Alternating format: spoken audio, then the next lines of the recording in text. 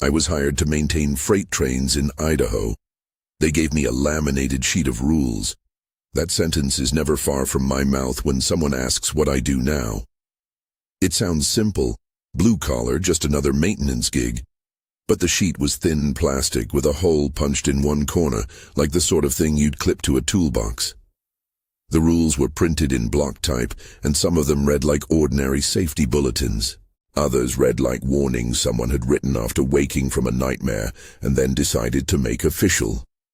The line between the two was raw and thin, but it was there on that plastic card. Rule 3, Rule 7, Rule 9, times stamped at the margins. The times were pinned to them the way anchors hold a boat. Heragan Gorge Maintenance Depot sits at the bottom of a canyon the map calls a 100-foot lip of rock and pine. From the road it looks like a loner's outpost. A corrugated metal shop, one-story administrative trailer, a water tower that creaks in wind, and a yard with a handful of sidings that loosen into the mouth of a tunnel the locals spend too little time naming. The depot handles irregular runs, paper loads, rusted hoppers, a handful of mixed freight that come through when the schedules line up. It's quiet. At night it is something else, still not in a pleasant way.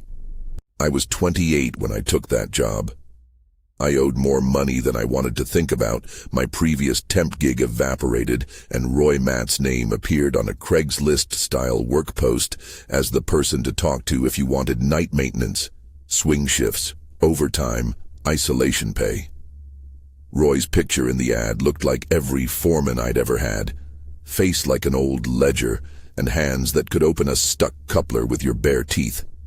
He calls the laminated rules the rules, like they are a living thing. He didn't want to argue with corporate about why they were necessary. He simply wanted people who would follow them. The card was heavier than I expected. Rule 3 was the first one that made my skin crawl when I read it aloud by the yellow light of the shop lamp. Rule 3. Do not walk between coupled cars after 1:37 a.m. If you must, do not step onto the drawbar. Wait until the consist clears or radio for a brake check. Rule 7. If you hear 3 short horn blasts after 2 a.m., do not approach. Acknowledge on radio, shut power to all portable devices. Observe from shelter until 2:20. Rule 9. Do not inspect or attempt to remove an extra car attached to a consist. Catalog and report. Do not pry. Do not stand adjacent to the coupler. They weren't printed in italics or bolded for drama. They were typeset and laminated, as if someone had formatted them in Word, printed them off, and then decided to make the things last. There were other items, about brake line procedures, torque checks, paperwork, but those 3 read more like a folk religion than a maintenance manual. The times, 1:37 2 hours, are on the card with a small stain on the corner where someone had rested a thumb for a long time. If you're hearing this and thinking, that's dramatic, I get it. It's dramatic the way a locked back door is dramatic when you live alone. But rules become important because people make them from experience. Roy didn't hand me the card and smile. He slid it across the metal table and watched me read. There was a ledger of years in his squint. He told me very little about why the times mattered. He did tell me that some of his foremen had died in strange ways, and that the list was a thing handed down on nights when a new man showed up. Before I get too far, if this sounds like a ghost story, that's fine. But I'm telling you what I saw, and where possible, I'll point to the recorded evidence. There are security cameras around the yard, there are logbooks stamped with dates, and there are radio logs. I keep thinking the evidence will make it less lonely for me to say it out loud. If you want me to keep going through the folders and the notebooks I found in Roy's office, hit like and subscribe. There's more in those pages than I can say in one sitting. My first night was ordinary in the way that a bruise is ordinary until you look hard enough. I drove in at dusk, signed the book, got the handoff from a day crew that smelled of diesel and too much optimistic energy, and Roy paced me through the obvious stuff. Check the anchors, run the brake tests, walk the consist if you have to, sign when you're done.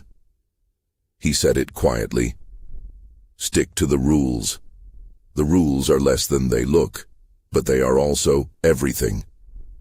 I walked the tracks for hours, flashlight slicing through dark like a lighthouse beam, boots on ballast that crunched and slipped. The canyon made a throat out of the air. Wind came down tight and studiously cold. I checked rods, couplers, brake rigging, the steel shoes, and looked under cars for signs of shifting loads. The jobs were simple ones in daylight. At night, they measured out a different currency: patience. Sometime after midnight, a horn blew 3 short times from the deep end of the canyon. It sounded like a train at the brace of your ribs, the low, wet call that moves all the hair on your arms. I turned toward the tunnel, straightening my shoulders, thinking a train might have come loose or a crew was sending signals. My phone didn't register a consist. The shop monitors showed nothing. The track sensors that tell you an axle passed registered air.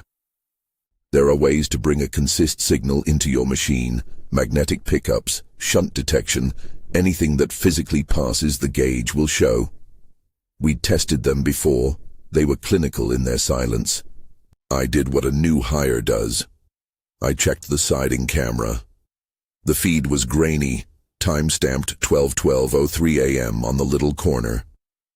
The view picks up the mouth of the tunnel and part of the yard. At the edge of the frame, the wind bent a plastic bag into a ghost.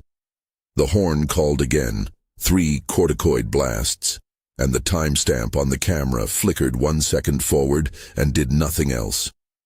I could feel my chest tighten in a way that nothing on that card had prepared me for.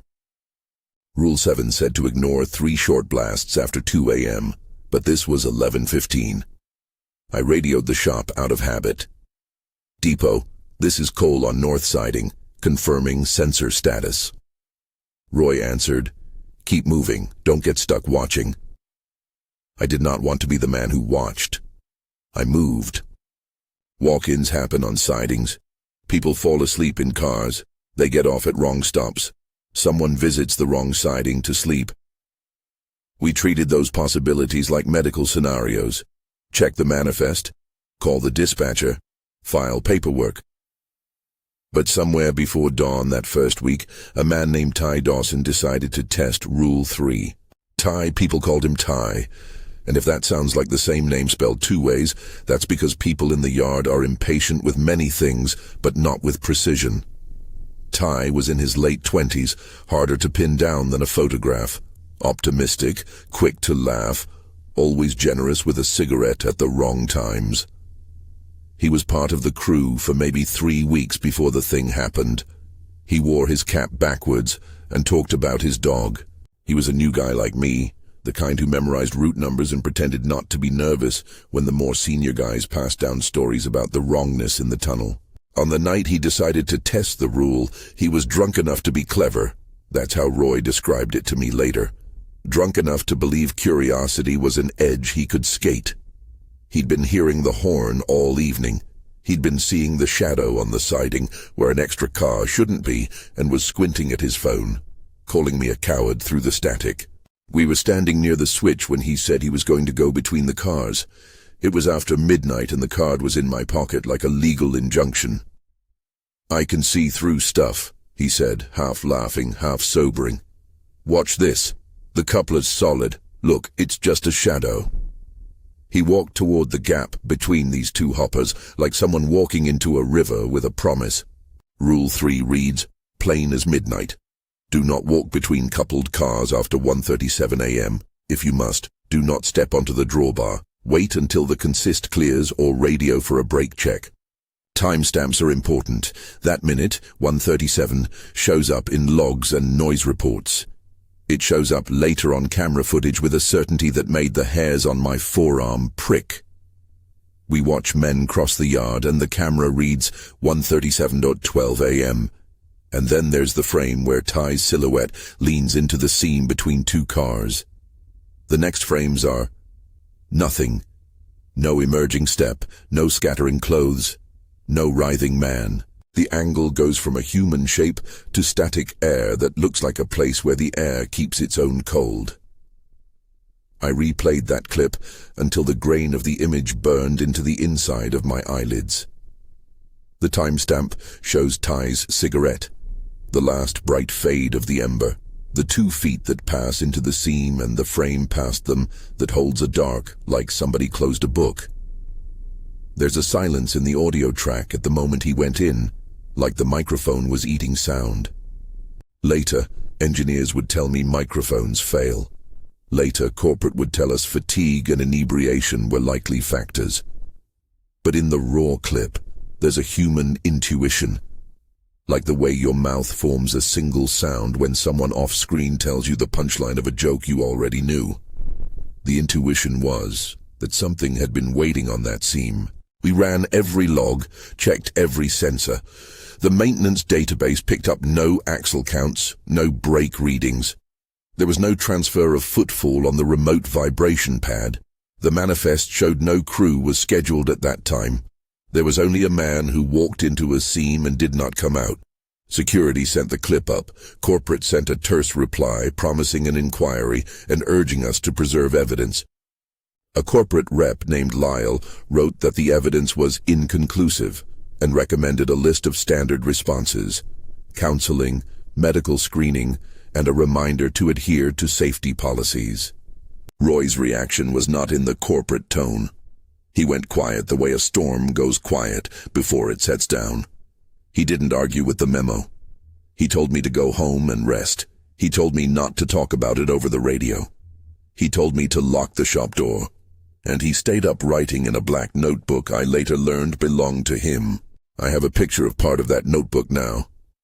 The cover is ragged. Someone had scribbled dates, 1943, 1974, 1992, on the inside flap like pins on a grieving map. Roy's hands had made neat, unhurried loops with a fountain pen. He kept notebooks like a man who thought writing might stop history from doing what it wanted to do. On the first page, he underlined the phrase with a precision that made my stomach tighten. "It's trying to complete its route." He told me stories gently at first.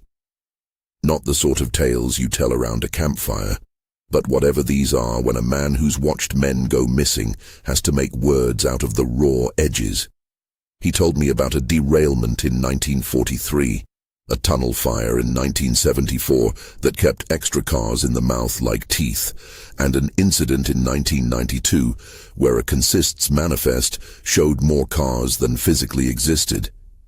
He talked about times the canyon seemed to hold its breath until you felt like a trespasser in its lungs. The 3 dates are not random. They are a rhythm the place uses to remind you it is old and patient. The 1943 accident, according to an old, brittle affidavit Roy had tucked in the notebook, involved a mixed freight that failed a switch and hit the rock where the gorge pinched. Men died.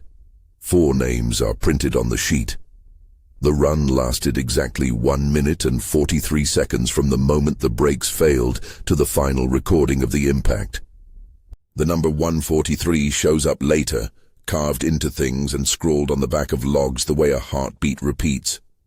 The 1974 entry is fuzzier, smoke-choked reports, a brief press story about an engine that caught in a tunnel, and a string of cars that never fully cleared. The way Roy told it was less like a news parable and more like someone trying to explain how a river will always try to find its old bed.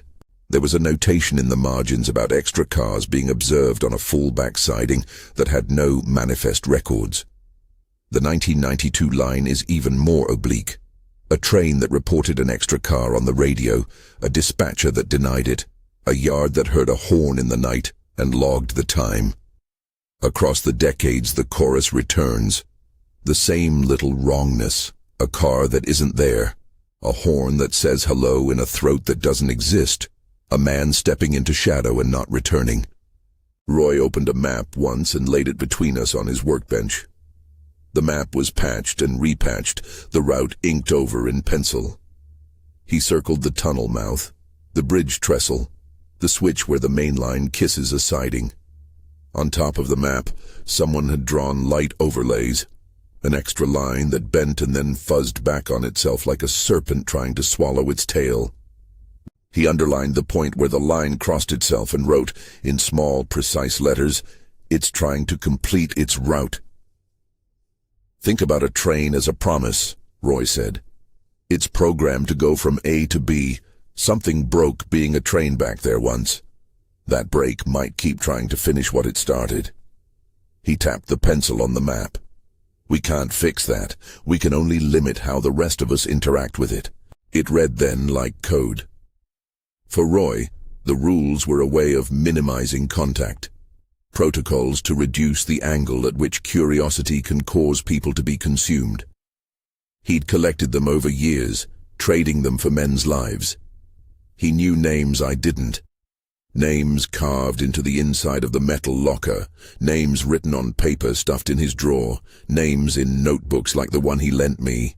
Ty Dawson's name ended up in a folder also, next to a printed memo that read, "Employee removed from payroll pending investigation," like corporate had decided to make a bureaucratic absence out of a human disappearance. The memorial is not a plaque.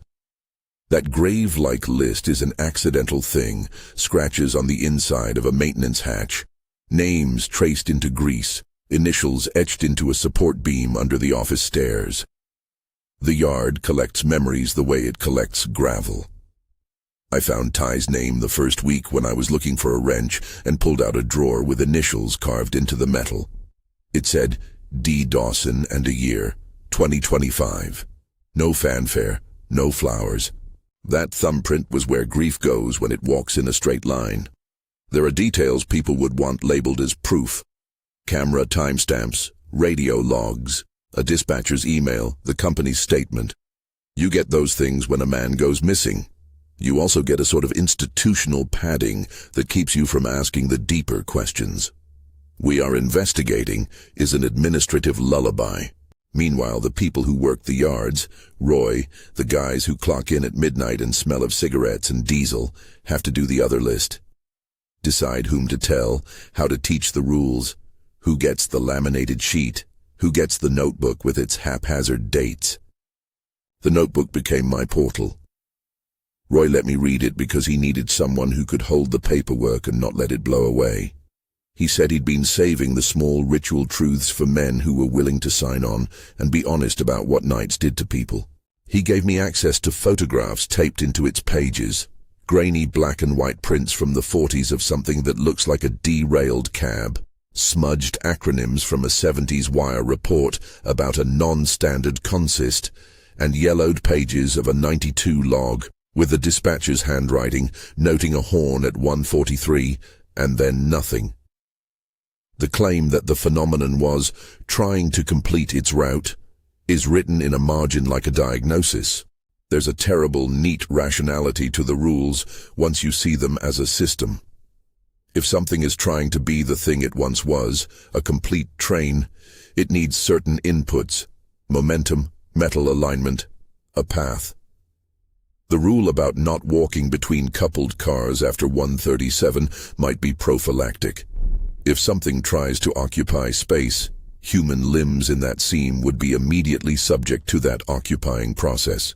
The rule about ignoring 3 short horn blasts after 2 wounds is, in its own way, an admission that the phenomenon will call you, and that calling you will make you want to come closer. Rule 9, the prohibition on approaching extra cars, reads like the most obviously religious of the 3, do not touch the sacred simulation. I don't have an explanation for any of this. I have, at best, a hypothesis assembled from the bones Roy and I found in filing cabinets and on the margins. It is not pretty. It is not reassuring. It suggests that a pattern loops, extracts, and repeats. It suggests that sometimes the loop can borrow a voice. After Ty disappeared, the yard went into a kind of muted mode. There were more groceries in the shop than usual. The men ate more and laughed like it meant nothing. We filed reports. Corporate sent in a man who wore a suit that looked absurd in the canyon and asked us to sign forms about substance abuse programs and off-duty behavior. He kept his hands clean of the ledger. We also listened to radios in a new way. The handhelds crackled with static that sounded a lot like breathing. They picked up distant conversations that were not ours. Sometimes a call from a dispatcher in a city we never go to. Once, 3 nights after Ty's disappearance, a voice that sounded like him called my name on Channel 1. It was not Ty speaking to me as a man. It began as a mimicry, the wrong kind. The voice did not carry the breathy way Ty did when he laughed. It was as if someone had recorded him and pressed play, and then upped the volume by 90%. The radio clipped, "Ethan, Ethan, it's..." and then static ate the tail. I did what the rule told me to do in the notebook I had been reading for most of the night. I killed the radio power.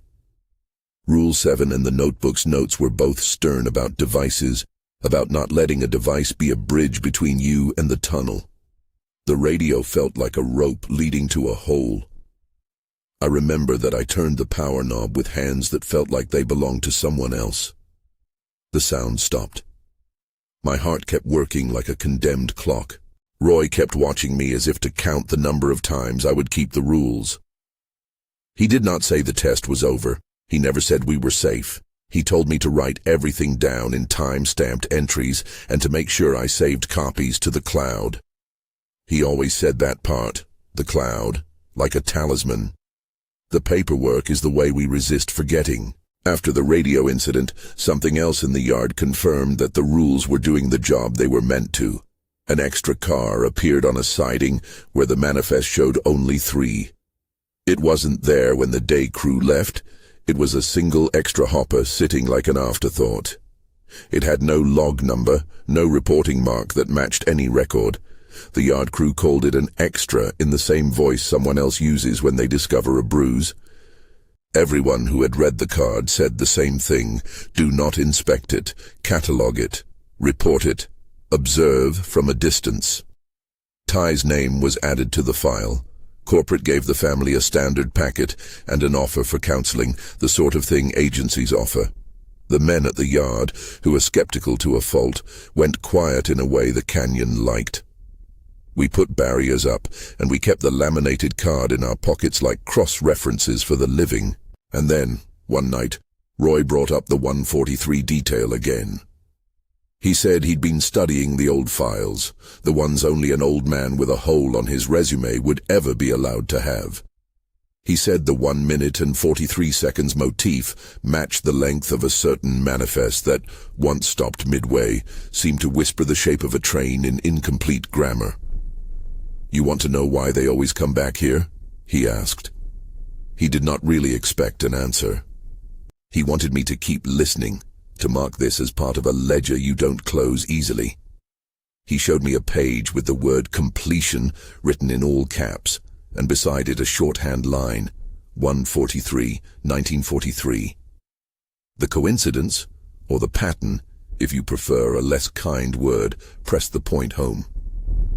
The notebook had sketches of the tunnel, arrows drawn with shaky hands, and beside the arrows a phrase that felt like an oracle. It's trying to complete its route. When you're young and new to a yard, you think you can outwit the archive of old mistakes. You think you are the one to break the pattern. The rules are a low, pragmatic veto against that hubris. After Ty, I started policing my own impulses like a guard with a list. I would stand at the mouth of the shop at 2 in the morning and count the ways the wind spun the canyon. I would test sensors with a meter. I would check the manifest 10 times and complain about steps too small to be useful.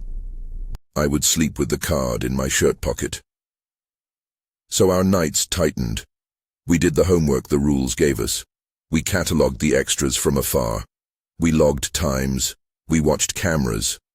The cameras are merciless witnesses. They show a break where something was, an empty seam. In the office, we stared at them until our eyes blurred. Roy would sometimes take me back into his file cabinet and pull out even older things. An insurance claim from the 40s folded with a photograph of a broken coupler. A letter in 1974 about a tunnel fire that insisted the number of cars didn't match the manifest, and a dispatcher transcript from 1992 that ended mid-sentence. He kept them like someone who feared memory might leak through paper if left unattended. He would close the drawer and say, "You learn the rules, Ethan. You teach them. You take the card with you when you leave. Don't be that man who thinks curiosity is a talent. There are people who will call that cowardice. There are people who will say we should light candles and break the loop. But those are words for people not standing at the lip of a canyon with a pile of records that suggest a shape of repetition. The rules are workarounds. They are a form of engineering against want. The men who drafted them did not do so from arrogance, they did so from loss. They learned that some things answer when you call, and that answering is a kind of invitation. A week after Thai, nothing dramatic happened in daylight. The manifest said all the trains did what trains do. But on the radio at 1:37 one night, timing is never accidental here, someone whispered my name in a voice that was not mine and not Thai's, but something stitched from both. The hand on the knob went cold. I killed the device. I wrote the time down. Roy tapped his pen and underlined the margin. That's where I left the story the first nights, underlined, time-stamped, and with the card in my pocket like a liturgy. The men around me treated it as a hazard in a way they treat other hazards, with ritual and sometimes resentment. Corporate sent emails with legalese.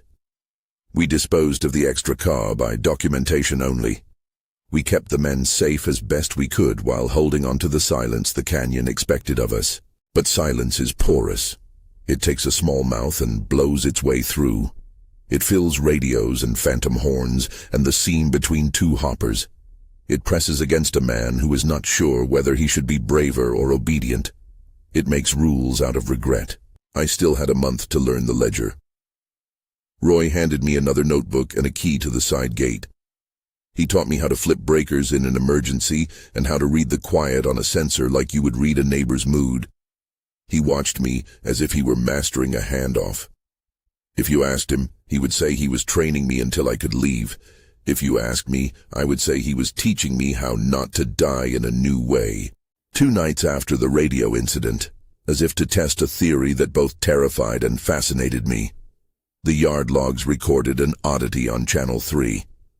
A routine access request popped up from a defunct railroad name I'd only seen in Roy's notebooks, Mountain Pacific Railroad. The system prompt was plain. Mountain Pacific toss. Extra consist detected. Require manual override. There was no Mountain Pacific Railroad working that line. Its name belonged to old manifests bound in dust. Seeing it on the console felt like watching the ghost of a bank account you knew was closed show up on your online app. The prompt blinked and offered choices. Acknowledge, request dispatch, manual override. You don't push manual override because you are curious. The rules are clear. You don't click the thing that will extend the bridge between the present and whatever is trying to be a train. You acknowledge. You log. You tell a supervisor. Roy told me to step back from the console. I did. The card was in my pocket like a prayer bead. But that's also how the canyon keeps work going. It sequences near misses right beside the lessons it demands. It gives the first part of a test and then waits to see if you read the second half. I won't pretend the fear goes away quickly. It becomes a thing that tides your life, some nights higher, some nights lower. You learn to move like the place wants you, careful, measured, attentive to patterns in sound. I learned to sleep with the lights on and the radio off. I learned to count the breathing in the canyon and how it matched the rate at which my own palms dried. At the end of that first week, Roy did something that felt like both spite and kindness. He pulled a plywood board down from under the stairs, an old piece of benching where men had once hidden their bottles and cigarettes, and he showed me a place inside the shop where names were etched in metal and marker. He didn't tell me to do anything with that place. He only showed me. You should see it, he said. People don't always get a stone. Sometimes you get a sign-up sheet. Ty's initials were there, next to 3 older names I didn't recognize. The letters were shallow and neat, like someone had traced them carefully with a key. Roy slid a small blank label into my hand and said without looking at me, "When you think you're ready, you can add your name."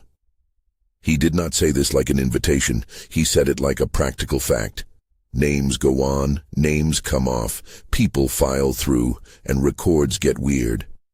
I had thought then that adding my name would be a morbid joke. I still hadn't learned the cadence of the yard's grief. I didn't put my name on the metal. I kept the label in my pocket for a day and then lost it between ballasts and bolts. The events of that first part of my life at Heragan carved grooves into everything I believed about curiosity and responsibility. I would learn later how dangerous it is to underplay either. For now, I am a man who took a job because it paid, who learned a set of rules because they were handed to him, and who started to collect evidence because paper is the one thing that will not lie entirely when the rest of your life starts to feel like a ledger of absences. There was a point, though, not far past that first week, where something new happened that made the whole architecture of rules feel less like a diet and more like armor.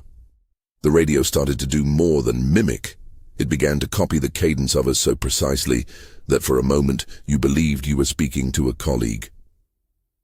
The first time this happened, I almost reached for the mic. The voice on the channel had my name in it, and an urgency that sounded too much like softness. I remember my hand hovering above the toggle, the countertop cool beneath my wrist, the faint smell of solder and coffee, and Roy's eyes on me as if he were counting a pulse. I didn't speak. I killed the radio. I wrote the time in my notebook, 1:43 a.m. It felt like an hour of the day had been stretched to hold that breath. That was when I started recording everything with a new sort of discipline, not just the logs and the manifests, but the small surrenders we made. When you are entrusted with rules that keep men alive, the thinnest of failures feels like a betrayal. The yard's protocols became less like procedures and more like vows. I'm not going to tell you there aren't nights when the arguable part of me wants to know more. That curiosity is a slow companion. It hums at the base of my skull, and it makes me read the notebooks until my eyes ache. But something else keeps me honest. The look in Roy's face when a man does not come back from a seam, and the way the canyon smells like a place that keeps its secrets by eating up time. And so I kept the card in my pocket, and I learned the rules. I learned how to watch a horn and measure it with a clock. I learned the ritual of not getting too close. I learned to trust a laminated sheet more than a human voice on a good night. The card is a small thing to carry, but it becomes heavy by the way it asks you to surrender certain kinds of curiosity. It's not the end of the story. Not by a long margin. The yard keeps giving tests. The canyon has patience. There are more nights, more voices, and more prompts that arrive with the names of railroads whose maps belong to other centuries. There is a prompt that blinked Mountain Pacific on a console and asked for a manual override, an invitation, and there is a voice on a radio that said my name in a tone both mine and not mine.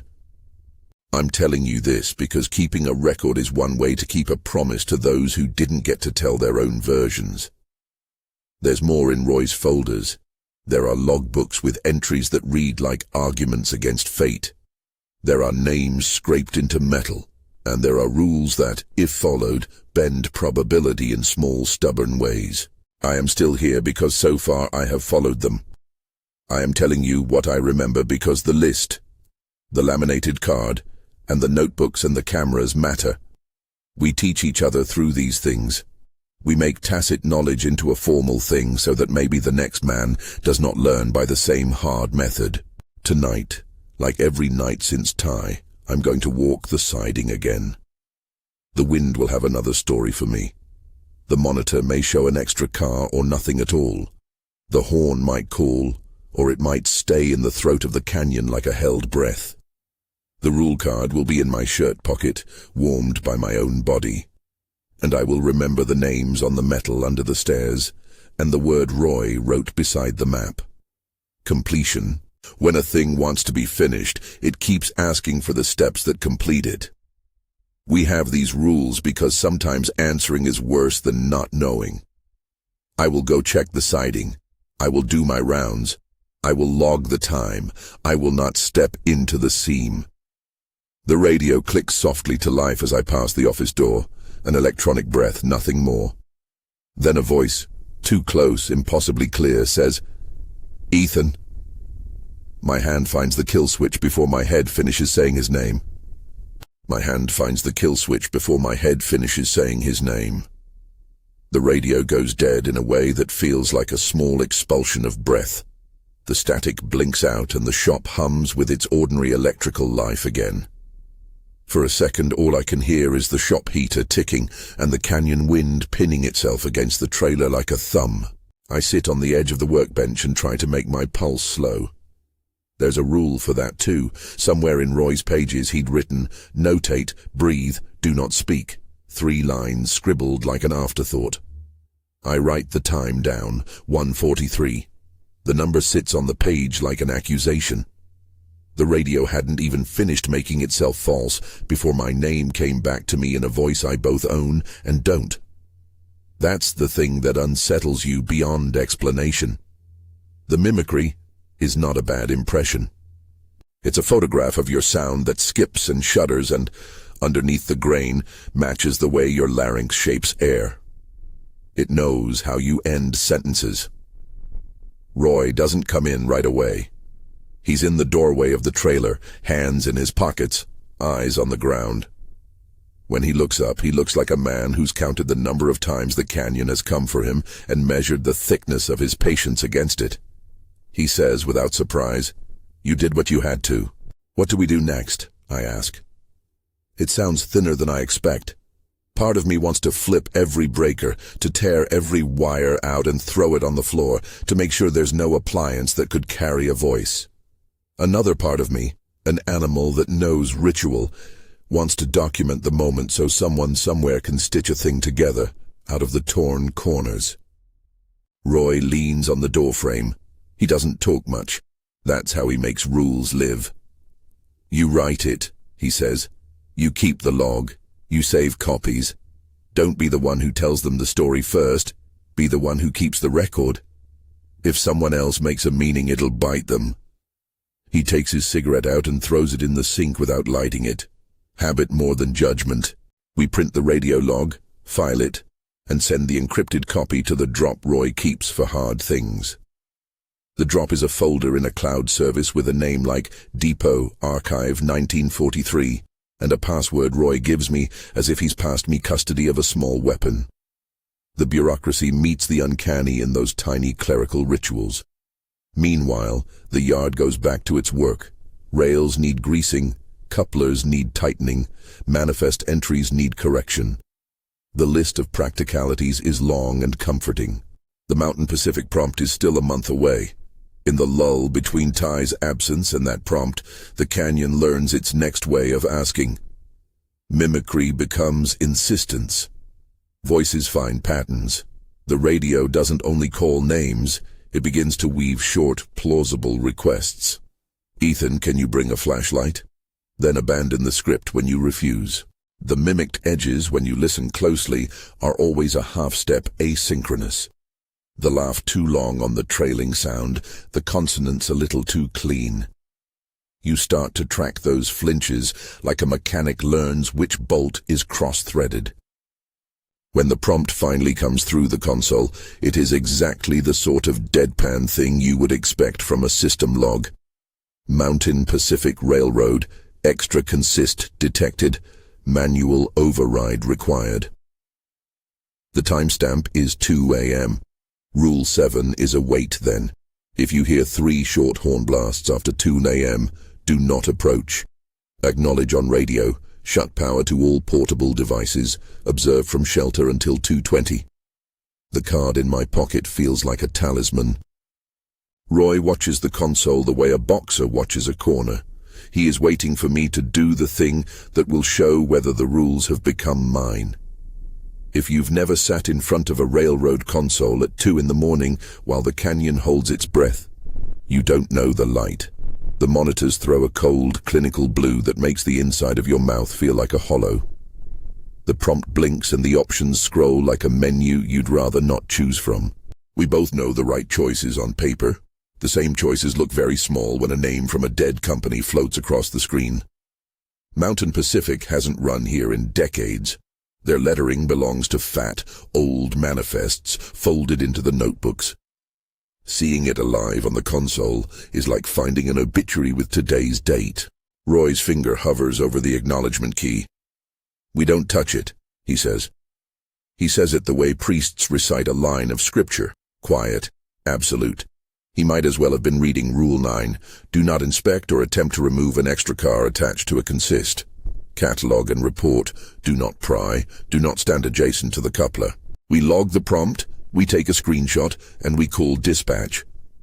The system allows us to choose manual override, request dispatch, or acknowledge.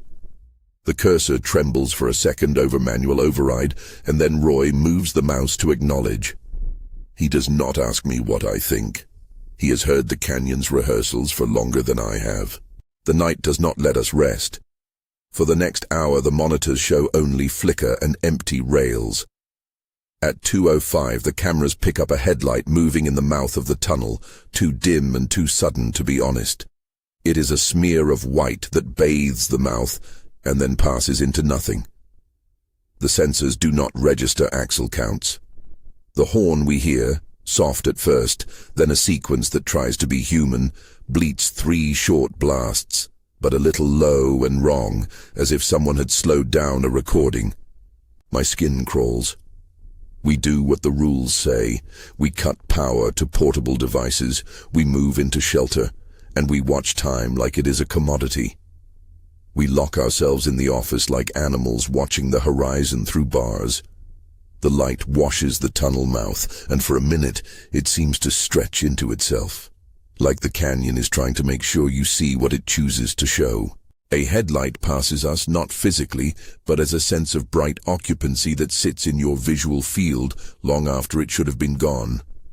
Then there is a pressure like a chest compression for exactly 1 minute and 43 seconds. Something in my skull lurches as if a mechanism has wound and released. My watch records it. The shop camera records it. 1:43 is the length of the impression. On the console log, the audio flattens into a thin, metallic silence.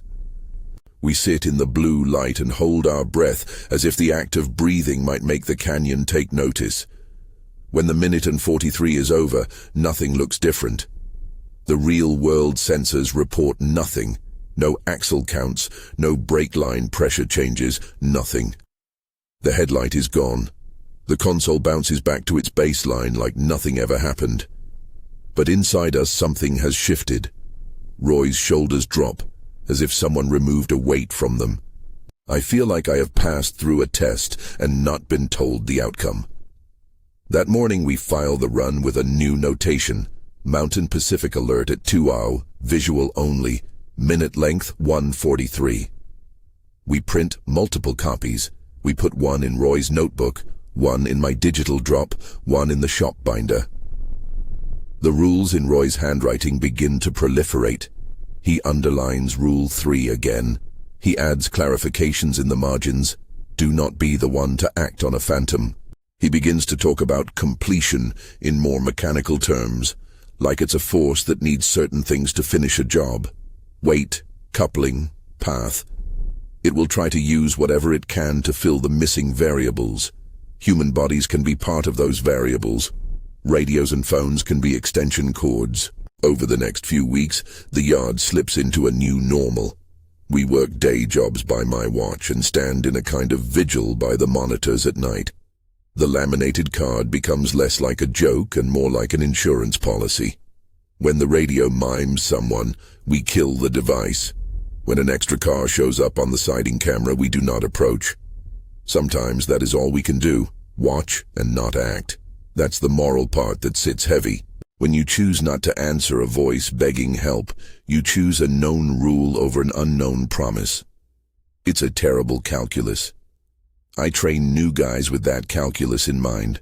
I teach them the practicalities, how to kick a wheel set to test a brake shoe, how to read a manifest for mismatched marks, and I teach them the rituals. You get the laminated card, you get the notebook, and you get a sit-down with Roy to explain the parts that sound like superstition. I tell them the facts, as if they are a list of cold measures. You don't walk between coupled cars after 1:37. If you hear 3 short blasts after 2:0, acknowledge and bunker down until 2:20.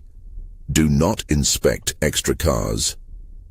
I write the times on a whiteboard and draw the map Roy showed me, with the loop that ends where the line crosses itself, and the note. It's trying to complete its route. Logan Vance arrives in the middle of a wet spring. He is 24, quick to smile, the sort of new hire who has a LinkedIn headshot and believes there are answers in databases. He reads the rules with a healthy skepticism that sometimes looks like arrogance. He'll nod as if he understands and then ask questions that begin, "But what if?" I find him likable, which is always its own kind of poison. He's the sort of person who likes to be the one who figures the thing out. He wants to know how a sensor could lie, whether a headlight could be reflected light, whether we could make a test rig to reproduce the extra car. Roy watches Logan like a man watching someone put their hand in a fire because curiosity thinks it's heat. I show Logan the files. He asks to see the raw footage of Ty. I debate telling him, but I also know Roy thinks the notebook should be read, not hoarded. So I let him watch the grainy frame, Ty stepping into the seam at 1:37, and then I watch Logan watch it. His jaw tightens in a way that suggests he is trying to find the seam in the footage where the rest of the man might be hidden. When the frame closes on the empty space, he shakes his head like someone disbelieving of a ghost in a technical manual. "Maybe compression artifact," he says. "Maybe the camera got a glitch. Look." And he replays it at higher resolution, slows the frame, enhances contrast. He does everything a person with data at his fingertips would do. He cross-checks the time codes and calls dispatch for metadata. The official line is the same: inconclusive. The video file does not show any physical raggedness that explains an absence. The camera recorded a man. The man is not there. You get more evidence the more you look, which is its own cruelty. Logan jokes, sometimes too loudly, about how superstitions get in the way of progress. He says we should be proactive. When the mountain prompt flashes Mountain Pacific on the console one night, he leans forward as if the prompt were a puzzle to solve. Roy says nothing. I am quieter than him, but somewhere inside I remember the way the canyon answers when you try to close it with logic. The night feels heavy as overripe fruit. A little under a month after I started teaching Logan the rules, he calls me at 11:45 p.m. It's crackly. His voice is bright with denial. "Hey man," he says, "I'm on the north siding. There's a weird hopper over here with no marks. Do you know anything about that?" He laughs like it's harmless. Maybe it's just a new run. "Don't touch it," I say. It comes out sharper than I mean it to. The card is a cold shape in my pocket. It feels like a cold heart pressing on my ribs. Catalog. Photograph from across the siding. Mark the time. Do not stand adjacent to the coupler. He scoffs. "You sound like Roy." He sounds annoyed in the way of someone told to wait 2 extra minutes at an unfamiliar light. "I'll just take a look. I'm telling you, Ethan, this is just a stray car."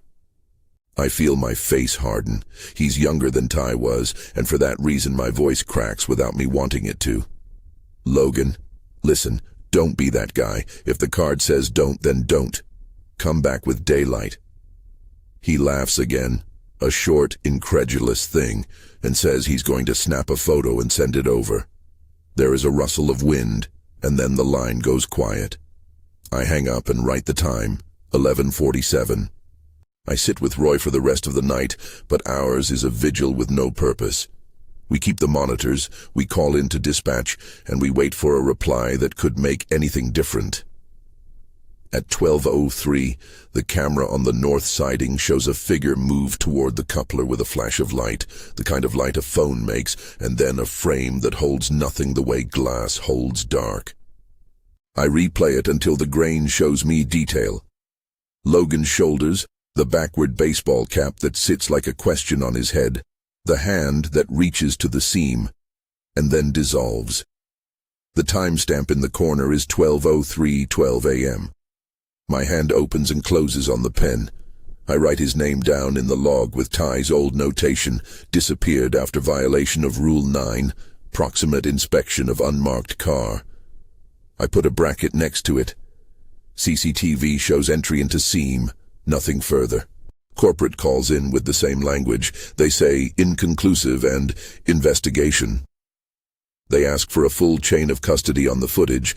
They ask whether they can provide counseling. A standardized packet goes to Logan's next of kin. No one in the canyon wants to call it a disappearance. It feels smaller to say an absence. Absence is easier to file in the same folders as perturbations and extra cars. I put my hands on the metal where the names have always been. I find Ty's shallow scratch again and trace D. Dawson 2025. I find Logan's newer scrawl, L. Vance 2026, and it looks terrible in the way a fresh cut looks on skin. I feel the geometry of the room and the weight of the names like a ledger that grows by subtraction. I remember Roy's instruction about the label under the stairs, and I no longer think of it as a joke. I find the blank label I'd lost, and I write my name on it in slow block letters. Ethan Cole. Survived. I press the label into the metal like a confession. Roy watches me do it without offering comfort. He slides a new page into his notebook and writes 3 items in single-sentence form. Directives. He laminates a small strip and hands it to me. "You add these," he says. "Put them next to the old card. They're small, but necessary." I run my thumb over the plastic and read. Rule 11. Do not photograph or film an extra car with flash. Document from a distance. Use elapsed time footage only. Rule 12. No personal calls or location pings after midnight. If you receive a call that names you, do not answer. Log and forward to supervisor. Rule 13. When adding or checking names on the memorial, leave a written footprint log entry noting camera times and witnesses. Names are not to be used as invitations. They are pragmatic, but also ritualized.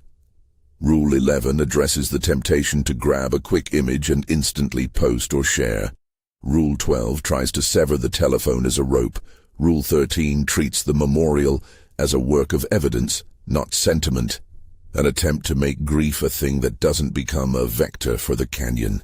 I touch the laminated strip to the hole punch Roy keeps and clip it to the card like a new amulet. The updated card is heavier now. I feel it like a small metal weight in my pocket, the way a chain touches bare skin. The rules stack and fold into each other the way a life's habits do. They are an ever-lengthening list of restraints that try to keep the line between the living and whatever wants completion intact. The days after Logan are a kind of mechanical fog. I go through the motions, I sign the payroll docs, I conduct pre-shift checks, I make coffee for guys who have been at it longer than I have, and I answer their questions the way a man answers the weather. People come and go with their own kinds of grief, some of them quiet, some of them loud. Someone leaves a small beer by the toolbox, and we chalk it up to a ritual of commemoration that we do not admit. We do not light candles. This isn't a place for candles.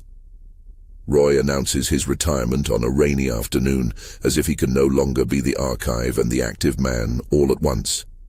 He walks the shop one last time, opens drawers, files old receipts, and hands me the key to the side gate. "You keep it until you need to," he says. He doesn't say he's handing me the responsibility of knowledge. He just hands me a heavy thing and a watch. The men in the yard cluster in the way people do at departures. Someone asked him if he's scared, and he says, "I am." But fear is less useful than rules. Teach them. Keep them. In his retirement, Roy leaves me the notebooks. He paints a line through his name in the roster and signs his final initials. For all the years he's been working these tracks, he's been the man who keeps the ledger.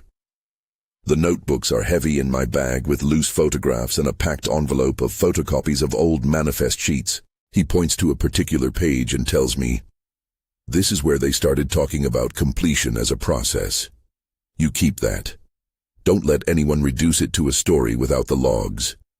He hugs me like a man who has been given a shape to hand off and knows that the handoff is also a kind of sentencing. The memorial under the stairs grows. People bring various things. An old brass coupler part, a lighter, a note. No flowers, no public ceremony. It accumulates like detritus of lives that left the yard in absence. I put my own label next to Ty and Logan and the others. I write my name, not as only a claim of survival, but as a promise to remember who the canyon took when it needed to complete itself again. But the canyon doesn't require only names. It requires practices. After Roy retires, I have more of the bureaucratic weight on my shoulders. I am the man who signs the overtime, who chooses who gets the laminated card, who decides when an incident is logged and when to call the higher-ups. I become the repository of the rules and their awkward moral edges. The office air tastes of ink and old coffee. Sometimes at night, I put a fresh label in a drawer and check the timestamps on the cameras in case there is a pattern I have missed. Then there is a week when the phones go quiet, the extra cars thin out, and we breathe easier. It feels like a reprieve. The monitors show ordinary freight. People start to talk about weekends and small mundane things. That's the danger. It's the way life tries to repair around the breaks. You get lulled into thinking a list of rules is sufficient. You let your guard get comfortable. That's when the canyon writes its questions again. The radio, after a dry spell, returns to picking at familiar things. It starts to sound like someone who has learned to be precise. It calls a name in a voice made of parts of people you've loved, and then, when you least expect it, it calls you in your own voice and asks for help. This time, when it says Ethan, it's not a single syllable. It comes with a sequence of clipped requests. Flip A3 breaker, unlock switch 5, align west siding. The voice knows exact procedural phrases, and it knows my tone. That's how you know it has been listening to the records. On the night the console barks Mountain Pacific again, it is precisely 2:09 a.m. The prompt has the same options: acknowledge, request dispatch, manual override. This time, something about the way the light in the tunnel is arranged makes my chest fall into the hole where Ty and Logan stare back. The headlight is brighter. It is the sort of white that could be used as stage light. I can see the dust motes move like frames inside a film reel. There is a sense of presence that is thicker than phantom light. It feels like intention. I am the only person awake in the office. Roy has already gone home. I am alone with the consoles and the laminated card beating against my ribs. The cursor hovers over manual override, and my finger flexes in the way a musician flexes before pressing a note. The rules are clear. I know the consequences of clicking the wrong square. Then the radio clicks on and speaks my name. Not in my voice, but as my voice. It says phrases that are exactly the instructions to line the route. It reads from a script that is built from the records Roy and I have kept. It pauses in the places my own sentences have commas. It adopts the muscle memory of how I describe a switch to a new hire. It tells me to walk the siding, to take a flashlight, to align the west switch. It makes the instructions sound like a faithful, urgent request. I feel my hand move toward the phone, as if pulled by a string. There is a moral pinball inside you when a voice seems to be your own crying for help. Somewhere in the canyon, Ty's image waits like an unfinished sentence. Somewhere else, Logan's phone buzzes like a small, silent accusation. The want to answer is not just curiosity. It is the ache to redeem a missing thing by action. If I could do one thing and bring them back, wouldn't I try? That question is the knife. The rules exist because someone decided that trying is the vector the canyon uses to finish itself. I kill the radio. My hand is shaking in a way that betrays the man I pretend to be to the others. I pull the breakers on the console. Rule 12 about devices is clear, and watch the system go quiet. The prompt still blinks Mountain Pacific. The headlight in the tunnel grows brighter until it feels like someone has inverted a sun. The manual override light starts to flash like a heartbeat. The system will not be satisfied unless you give it permission to take a route. There is a physical part of the yard that toggles route alignment. An actual mechanical lever you can manhandle if the automation fails. It's heavy, it smells like grease, and you can feel the history in the ridges of the metal. The lever is the place where the metaphysical and the mechanical meet. You can either let the automation hold a loop, or you can be the one to make the physical alignment. Doing the latter is an invitation. I run out of the office under a wash of white light and cold air. The wind throws up grit that sings through my teeth. The headlight sits at the tunnel mouth like a cathedral lamp. The siding is slick with frost. The lever sits like an artifact under a lamp, the metal polished by years of hands. My breath is smoke in front of me. I take the gloves from my pocket, and they tremble. Somewhere in my chest, a memory of a clock reaching 1:37 and men stepping into seams vibrates. When you pull a switch lever in the dark with a phantom around, the world shifts in a way that feels almost chemical. The lever gives and the rods rattle, and you can hear the route begin to align if you listen like Roy taught me. Close your eyes, put your ear to the rail, and you can hear the tongues set themselves. The headlight moves as if pulled by a string. The canyon swallows the light and refracts it like an animal catching prey. I could have seized the lever and made the route whole. I could have given the system permission. The rules sit in my pocket like a cool thing pressing against skin. Rule 3, Rule 7, Rule 9, Rule 11, 13, each a cold stone. I hold the lever and do not release it. I lock the breaker where the console asks for manual override and jam the retainer so the automation cannot be instructed to align the route. I hold the lever in place, but I do not line the road. I become a human brace, an obstacle in the mechanical circuit. The phantom train comes through of its own accord, if it does at all.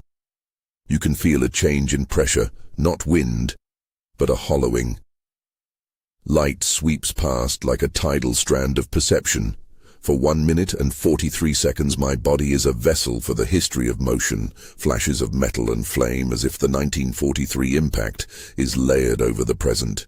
I feel a cold pressure on my shoulders, the sense of a heavy mass passing in a place where there is no mass, and inside that press, a soft, impossible sensation.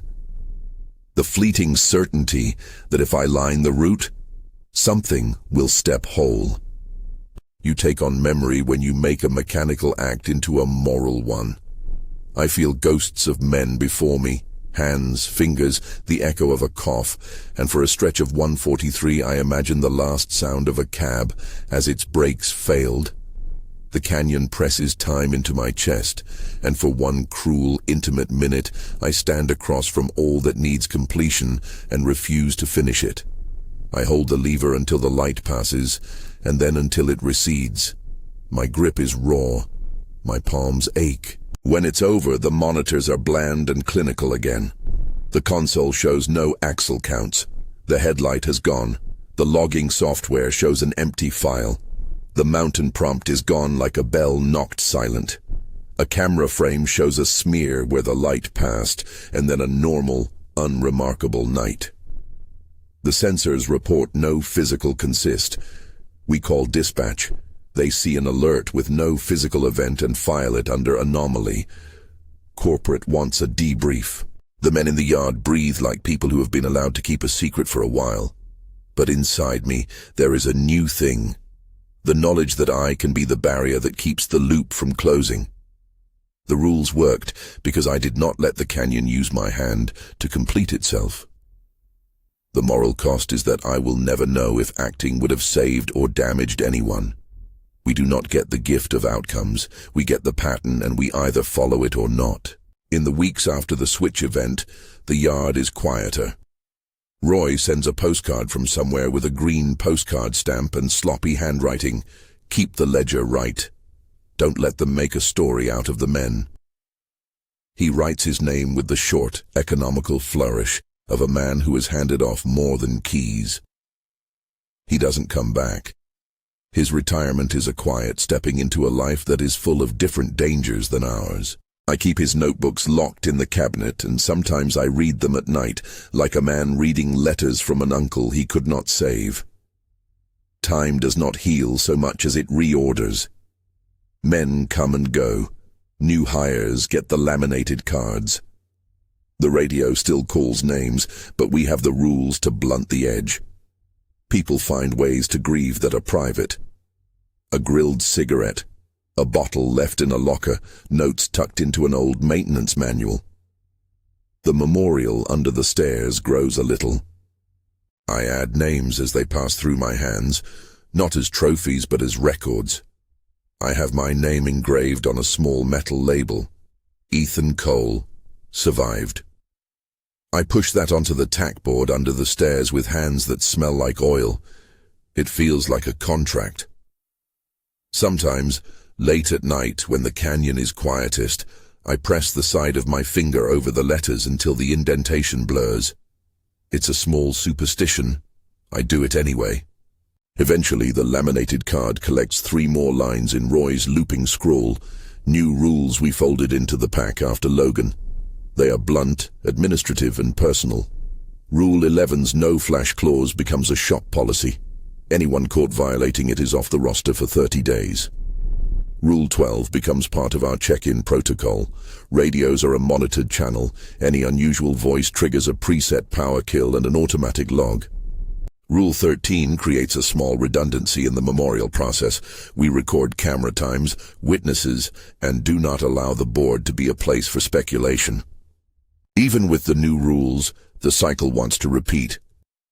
You cannot legislate the canyon away. You can only build walls against particular vectors.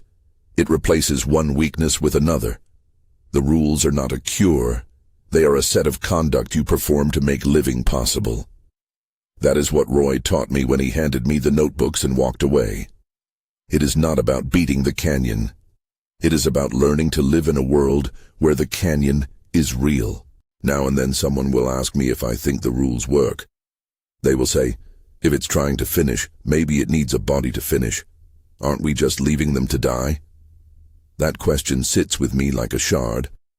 The answer is never neat. We make rules because men's absence is a thing with a tail, a series of events that other people will try to answer through action. The rules are, at best, a way to limit how that answering happens. I teach the rules the way Roy taught me. Practical, uncompromising, and with an undercurrent of kindness, because you have to make people feel like they are part of something that can keep them safe. They listen, and they hate the idea that obedience is survival. That is the moral part that never goes away. Occasionally, long after I thought the worst of the active incidents had fallen away, I will find a new notation in a log. A guy who transferred in from another yard will mention a break in the night he also calls completion. A dispatcher somewhere will report an extra car on a line that does not exist. The world is full of echoes. We patch one thing, and another place bends its reality in the same old ways. The laminated card we keep is small. It cannot stop anything on its own. But it is a practice. And practice is how you protect people when you do not have better answers. On nights when the wind smells like turning pages and the monitors glow with a clinical light, I walk the siding and I look at the metal under the stairs. I press my name with my thumb and remember Ty and Logan and the men whose letters Roy could recite without looking. I write long entries lately, the kind that begin with time stamps and end in single-sentence notes. Could have opened the route. Did not. The notebook fills. The cloud folder is meticulous. If someone asks me if I would do things differently, if I would step into the seam to pull someone out, I tell them what I tell new hires. If you choose to act contrary to the rules, do so knowing that you are not only changing your own fate, you are changing the set of variables the canyon uses. You might save a man and let the canyon complete itself another way. You might doom 2 men to the pattern. You will not know. The rules try to minimize the unknown. That is not small consolation. When I post the updated card on the notice board, Rule 1 through Rule 13, laminated and hole-punched, I feel the weight of history in my pocket again. The men who had left their marks under the stairs looked like a ledger to me. Necessary names, traces of people who were once shoulders in a room. I arrange the board so that a new hire can take a photo of it for training. But the training session itself is quiet and lined with the soft mandate that no one should go wandering to prove theories. We do not heroize action here. Sometimes, after the worst things have happened, and you think you've learned the rules well enough, the world will hand you a small mercy.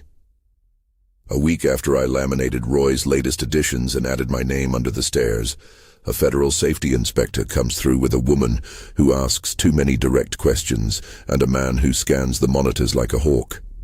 They read the logs and they nod in the way bureaucrats nod when you give them paperwork they can file. They ask where Ty and Logan's files are, and I hand them the papers with my hands that do not shake. They take copious notes and make recommendations that will later be footnotes in a larger corporate response. Even the federal words, though, are noise against the canyon's deeper grammar. Now, when I tell people what I do, I still begin the same way I began this whole entry.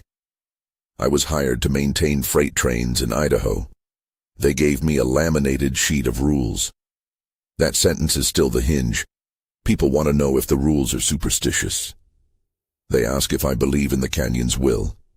I tell them what I know. Rules come from people who have lost things. They make lists from experience because lists are the one way to convert grief into something the next person can use. I tell them the rules are not surety, they are survival. If you are hearing this and want the raw stuff, photographs of the notebooks, the camera frames, the log exports, there's a folder I keep linked in the pinned comment. I am not asking you to go out and test anything. I am asking you to look. Look at records. Look at timestamps. The footage is grainy. The logs are full of the same numbers like beads on a rosary. 137 to 143, patterns that look like the yard's pulse. I am not staying forever. I have written that line in the ledger too. I told myself when Roy left that I would take the notebooks, keep order, and then go back to a life that does not smell of diesel and cold metal. But there is responsibility, and responsibility is an adhesive. I teach men the rules because if I do not, someone else will take over who might be less careful. I say I will go someday. For now, the canyon has my name in its ledger, and I have others' names in my pockets. I am on call in a way the rest of my life never asked me to be. Every once in a while a job posting goes up, night maintenance, Heragan Gorge, and I see the patterns repeat. Men apply. Men with different reasons come toward the canyon. The cycle arranges itself like a train trying to make a route. Sometimes the cars are complete, sometimes they aren't. The laminated card is small, and it sits in a pocket like a small Bible. I keep adding rules when new failure modes appear. I keep the memorial clean. I file the footage in multiple places. I teach the obligations of not acting rather than acting without knowledge. It is prosaic work. It is the kind of work that saves or sacrifices in ways you never know. I will leave eventually. I have written it in the pages of my own ledger. For now, I make the rounds, I sign the manifests, I hand a laminated card to the new guy who shows up in his high-vis like an offering, and I tell him the rules out of a sense of duty. If you ever find the card, don't use it as a charm. Use it as a set of instructions. If you want the raw excerpts, Roy's pages, the Mountain Pacific prompt screenshots, the camera frames, I'll post them to the pinned link. There's more in the files than I've told you, and maybe the weight of the raw paper will do something important. Make the story less pretty and more complicated. Some days I feel ashamed that the yard needs rules to keep us alive. Some nights, I feel like the rules are the only real kindness left. Small protocols to protect men from a place that does not care for humans. I don't have answers beyond that. I have a laminated card and a fistful of notebooks and a list of names scratched into a metal bench. If you've listened this far, thank you. If you want the deeper dive into Roy's notebooks and the camera stills, if you want the timestamps and copies of the console prompts, they're in the pinned link. Read them carefully. Don't go looking for the canyon yourself. The card isn't a map for curiosity, it's a list for survival.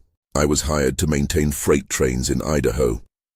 They gave me a laminated list of rules. I keep them and I teach them, and I write the names down, and sometimes I wake at night with my hand in the pocket where the card sits and feel the weight of those who aren't here to tell their side. That is what the job has asked of me. Not heroics, not explanations, just a steady, stubborn obedience to a list that keeps the line between this world and whatever else the gorge keeps for itself. Check the pinned link if you want the papers. If you want more of these records, like and subscribe. There are more logs to sift through and more pages to read. If nothing else, remember the times.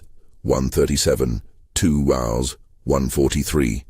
They are the dates the canyon uses to talk, and the card is the grammar that lets us respond without losing ourselves.